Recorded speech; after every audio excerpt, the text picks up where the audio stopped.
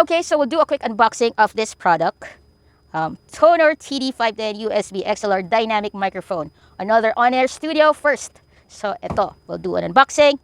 By the way, pag galing on-air studio, we have our quality check approved sticker. Meaning, before ito na-ship, it was already checked and all the accessories are complete, all the functions are working. So guaranteed ka na wala kang magiging problem when you receive the product. Alright, nabuksan natin yung product. Ayan, pag open natin, you'll see the foam. Protected siya even dito sa top. So, there it is. And then, you'll see the manual. Ayan. And then, let's get the accessories first. Since this is a USB and XLR mic. So, first, ito. You will get a XLR to XLR cable. Female to male XLR cable. And then, ito. You will get a USB to USB-C cable for your computers. Yan. And then, of course, the microphone. Ayan. Tingnan natin. Bigat. Yon. Look at this. It really looks good. Matte finish with the brand TONOR. Yan. Close up muna natin here. There you go. Okay, first things first. Meron na siyang pop filter. Ito siya. The pop filter is already here. So, hindi ka nabibili ng pop filter when you use this microphone.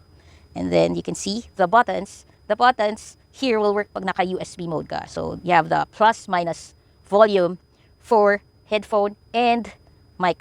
So, pwede mo siyang piliin kung ano yung switch na gagamitin mo. And then, of course, mute button. And then, here you will see the mount. Swivel mount. Tapos, pwede mo i-adjust kung gaano kasikip, gaano kaluwag. It's up to you. So, it's easy to move around, to adjust. And then here, this is the mount, and the size here is 5'8". So if you have a boom arm that's 3'8", you will need an adapter, which is also available in our shop.